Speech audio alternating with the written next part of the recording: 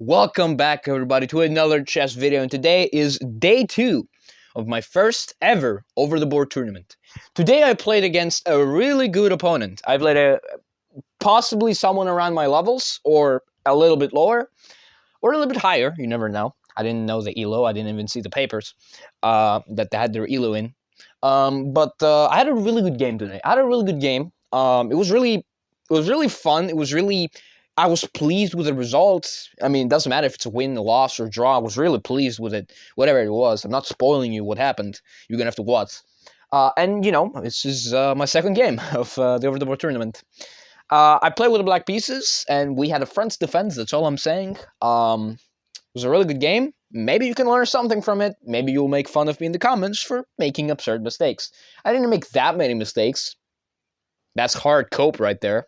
But that's it. I'm not saying anything else. Make sure to sub, join the Discord server, like the video, share with your friends, and let's go on a chess game. What a beautiful intro. Let's begin with the game. I have the black pieces. I played a French defense. First time I played the French defense in a classical tournament. Let's see how it goes. We have an exchange French. I've played these positions hundreds of times. These positions tend to be draws at the highest level. Now, in lower levels, it tends to get sometimes aggressive, sometimes passive, sometimes boring. There's a lot of in between. Now, in classical, most of the time it's draws. But we have the c4 Monte Carlo variation. Now, there's a lot of ways to play this. There's knight f6, which is what I played in the game. There is bishop check. There's c6. There's a lot of ways. You can take the pawn as well. But taking the pawn is actually not great. You're giving them free development. But you argue they have an isolated pawn. So knight f6.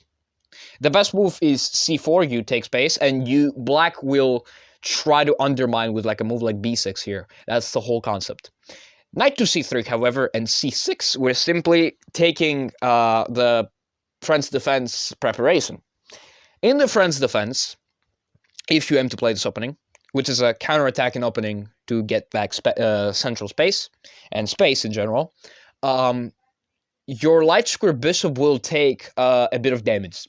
Which means most of the time this bishop gets traded off in some, pin scenario. Like if you play h3, you will probably have to keep the bishop there for a while. But it will be a pretty non-useful piece, and you're very much happy to trade off the light square bishop and replace all your pawns on the light squares. Knight to f3, bishop g4. Now I know the engine is a bit of a hater. It's not a bad move actually. It's okay move. It's an okay move. Let me replace the thingy on the corner right there. There we go. That way I can just pull it like this. Okay, let's... it's a little complex. Anyway, bishop e2. And now I have a couple of choices here. Obviously, we can start by taking the pawn. We can. It's not bad. But there's no other plan. I mean, they take and then what, right? There's nothing. So there's no need to waste time. So there are a lot of moves here. You can play like... You can play queen b6, which activates the queen. You can play bishop e7, which is what I played in the game. Bishop e7, nice little move activating. Now, queen to b3 is a threat, but it will be met with queen b6. This trade benefits us because this double pawn structure, and even after this transformation, it's actually okay for black. Because you get open lines, which is what happens when you have isolated pawns. I also could avoid trading the bishop pair off for a knight, and I could try to wait some attacks with an open a file and an open c file. So not really bad, not really bad. Castles, however, this is the position. Still queen b3 is the best move. h3, takes. Okay, and now there is a decision. More or less, d takes c4 is forced. Now, if we do not do that, they just, clamp down here. They give us an isolated pawn. Both of us have an isolated pawn, so none of us have, an imbalance. Structure is a little bit more balanced now, but they have the bishop pair, which is more problematic, and this is what we do not want. So instead of that, we take the seemingly free pawn. Now, it's not a bad move to take the pawn. It's the only good move, and it's actually the best move to keep the advantage and the quality of the position. They can immediately win this back, but what I calculated is after knight bd7 and they take back their pawn, we simply will just fight on the counterattack, on the counteract of the light squares. And we will, be plopping knights in the center, and this knight counteracts the light square bishop because all the pawns are placed on light squares in the middle game. Generally, if you don't have the bishop pair, and your opponent does, you need to place your pawns on the opposite color of your bishop and on the same color as the bishop you do not have. For example, the light square bishop. If I replace all my pawns on the light squares, let's play, I don't know, I don't know, this and this. This light square bishop is just horrible. It has no targets and most likely will be trading itself either in the future or right away. Because it has no targets, there's no way to play in the game, and your only chances of activating is like a b4 or f4, or generally an position opening move. But bishop f4, developing the bishop. Now there's two moves I considered in this, and I spent a while calculating. Knight to d7 is one of them, we'll look at it, and bishop d6 is the other. Basically this, we trade bishops and the game is still pretty much in balance. If they try to win back the pawn, this pawn is hanging, so if they try to win the pawn like this, then we can actually reinforce it. Because your bishop has been moved off the diagonal, we can actually defend it. And you're going to be like, hey, why can we not defend in this position? Because there are tactics everywhere, and if we take obviously lose the rook. So yes, pretty hard to defend the pawn, so that's why I went with the mindset of we're going to lose it anyway. So I played knight d7, however. A bit inaccurate, but the point is we're going to be fighting on the light squares. That invites the move d5, which is played. Now d5 is obviously pushing to open the center and open up the position. Only move is c takes d5. After a little bit of thought, I resign that. And also taking the knight is more or less forced. And now queen takes is a little bit more aggressive, but they choose bishop takes. Now bishop takes is fine. And now there are two moves here that I can play. Knight to b6, which when the pawn is lost, you trade queens and you're happy. This position is... I didn't like this because we have two split pawns. They have connected pawns. I really did not like also bishop pair. My pawns could be targets in the future, so I did not like that at all. Instead of that, I played another move, knight to c5. Knight to c5 is a little bit more complex, and it required a little bit more calculation. If you play the move b4, which is, inaccurate as fuck, you invite the knight in, and I win one of your pieces. That's the point. So b4 is impossible. Now, bishop takes pawn is in the game, which is winning back their pawn. And basically, we have achieved some sort of stability, but the position is still very much imbalanced despite having an equal pawn structure. And now we have a queen trade and a rook trade. This position is really imbalanced, but either will be in a draw or one of us will win. This is generally what happens in chess. Now we have the same pawn structure. We have three pawns, two pawns, basically same stuff, but they have the bishop pair. So what my plan is here is to actually start replacing all of the light square pawns on their dark square. So this bishop will have no targets, right? So this is generally what you like to do in the endgame if you don't have a bishop pair and you're stuck with a knight, to try and counteract the fact they have the bishop pair by letting them have no targets. Rook to c1 and b6 are already starting my idea. b4. Very much expected this move. Now, another move that they can play is g3, which, you could go king g2, king f3, and have a quick access to the position. Then I would play like h6, and, I would get my king involved as well. b4 is a little bit more aggressive. Obviously, if you go forward, you lose. Thankfully, you are not actually completely lost here. But if this rook moves away from the file, you're probably just cooked. But I did not like this whole going forward idea. So knight to d7.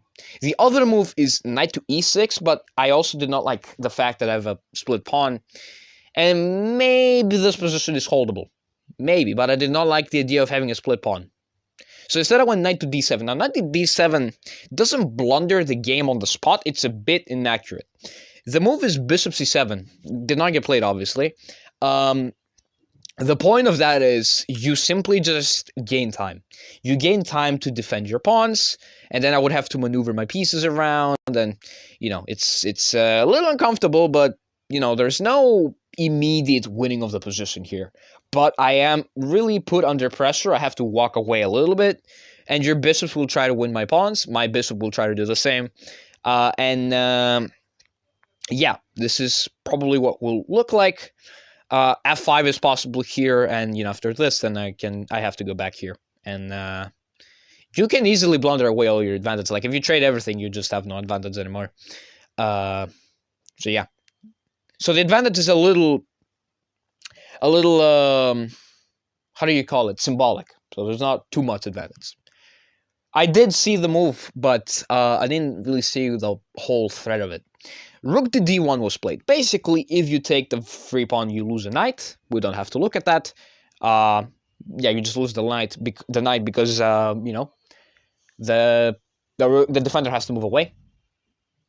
Knight to f6. Knight to f6 invites white in a little bit of tactical fashion. Calculated a lot of possible responses while my opponent was thinking here. The responses that I ended up with is rook here.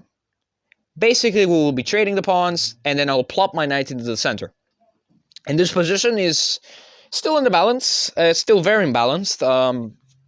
Unsure who will win here. I like white's position a little bit more because of the bishop pair, but I'll still try to do the whole counteract idea. Another move, which I saw as a candidate move, is like, I don't know, moving away from the file, defending your bishop, and losing the pawn. So yeah, the third move is obviously rook takes d8, and bishop b8. a5 is more or less forced, takes, and a4. Now, a4 on the surface looks like a good move because you freeze the pawn structure of my pawn. It can't go forward, so it must be a good move, right? Not so fast. Bishop b6. Okay, we're activating the bishop. Still, their bishop do not have a lot of targets. Like, if they do attack my knight, I will just go forward. Like, this knight is it's not worth trading just yet. So, king f1. And now this move is better according to the engine, but I went for a little bit more aggressive option, knight to e4. Knight to e4 has a couple of threats. Knight to e4, first of all, attacks the pawn. But if you defend or move the pawn, you actually get forked, which is, I expected my opponent would see that, and I would have a reasonable follow-up. Bishop d3 is a good response.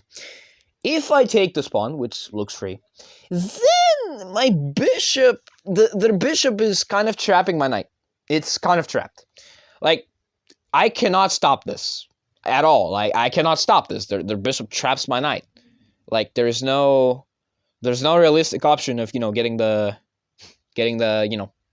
knight out of this situation. Now, there's this, but it's really uncomfortable, and I did not like it at all. In fact, it's +2. I did not like this at all. I did not like this at all, because it will be really hard to get the knight out of the position. Knight to c5 instead, which more or less forces bishop c2 or bishop b5. Both of them are fine. And now king f8. We're bringing the king to the party. In my mind, I am like, trades knight, opposite color bishop endgame, or same color bishop endgame, and it becomes a draw. Like, this position is dead equal. Bishop d6 check, king e8, takes. Now what I expected is my opponent to go here, and then I would, obviously defend my pawns, and opposite color bishop endgame. In these situations, most of the time, they're draws. Unfortunately, after bishop takes e5, something happened. I will teach you something. A bit of chess history, if you will. A bit of a chess lesson. In 1972, two of the greatest chess players of that generation played one another in a world championship match. Bobby Fischer and Boris Spassky. And in that year, Fischer claimed the title. He beat Spassky 3 games down, I think. 3 games up, I'm sorry. And won the championship and became world champion in 1972. In their first ever game, which was pretty much a dead draw from start to finish, it was a feel out game, trying to see what their opponent plays like. It's kind of identifying your opponent. It was a fully equal position, but Fischer made a mistake and lost the game. The mistake was taking a seemingly free pawn like this with the bishop. King e8 was bait. King e8 was bait. After this trade, or anything else really, he would move my king, and we would have just a draw. I mean, this would just be the draw. Opposite color bishop endgame. Dark square bishop goes on b4, supported by the a5 pawn. It will never get moved because the other bishop cannot attack the other bishop because they have opposite colors, right? The other one fights on the light squares, the other is on the dark squares. And this will just be a very calm draw. Unfortunately, though, my opponent took the h7 pawn. And when this move arrived on the board, I jumped out of my seat. Because I did not expect this. We played a nearly perfect game, and suddenly this. I did not expect it. And then I just look at my opponent, and I grab the pawn, and move it up, like this, and I hit the clock, like this. And then my opponent tried to play the move f4, but then he hesitated, and then put it back. And I was like, okay, that's fine. And then he frowned, because you cannot, free the bishop, right? The bishop's stuck. If you try h4, h5, you're too slow. Here, let me show you. h4, I go in. h5, I'm in. Takes, bishop strapped. This endgame is completely winning for black. Because what you do is you bring your king. If you make too many rash decisions, I have a bishop, and you will eventually run out of moves. And you will lose the game. That's the endgame. So king e2, king f8, king d3, and bishop takes f2 hangs a pawn out of frustration. And sacks the bishop for the pawn. And the rest of the game is simply just me converting the advantage. And here I am playing a very good move, g5 restrictive. Not letting my opponent move at all. And a bunch of moves later passed. I would like to explain all of these one by one. But really, there's no point in explaining anything. This is just converting your advantage of, being up a piece and a pawn. And then slowly, I'm BMing here a little bit, just kind of trolling him. This time, I did not make a rook out of respect for the game. And out of respect for the opponent for getting this far. I did miss a mate in 2 combination here, this check and going here. I did miss it, but did not care too much. Queen f1, and a couple moves later, my opponent played until he got checkmated. This was possibly the best positional game so far that I've played over the board. I've played a lot more games like over the board before getting my athlete ID, like rapid games on school tournaments and stuff like that. But this game was really, really high level. I'm very proud of this game. I was going to be really proud if this was a draw. But I wouldn't mind the result. I had a really good position. I had a really good game. I enjoyed it. It was a really good game. From start to finish, it was a really good game. Really, props to my opponent for, even doing this far. Before the game, they told me I will have a really good game in the sense of it's going to be really hard to beat them. And we play like crazy positional chess and, all this bishops and knights and stuff. And it all came down to just one little oversight. And we won the game because of that. I was ready to call this a draw. I was ready to just go back home and make a video about this and just, take the draw, go home, chill, sleep, play some Assassin's Creed, I don't know. But my opponent took the free pawn, and that immediately reminded me of the 1972 Mets. You need to know your chess history. It's with every sport. You need to know. That's the game. That means we have 2 wins out of 2 games in the tournament, both with the black pieces, which is, I love the black pieces. I feel like the game is more dynamic with black. Like, you're gonna have, it's a lot more hard in the sense that you don't know what the tone of the game will be. Like, it can be dynamic, it can be positional, it can be something else.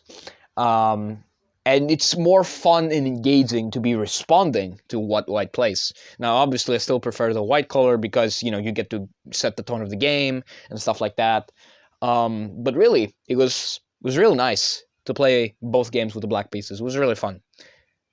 props to my opponent, and props to me for obviously winning. I'll see you guys in the third game when it happens, or in another video. See ya.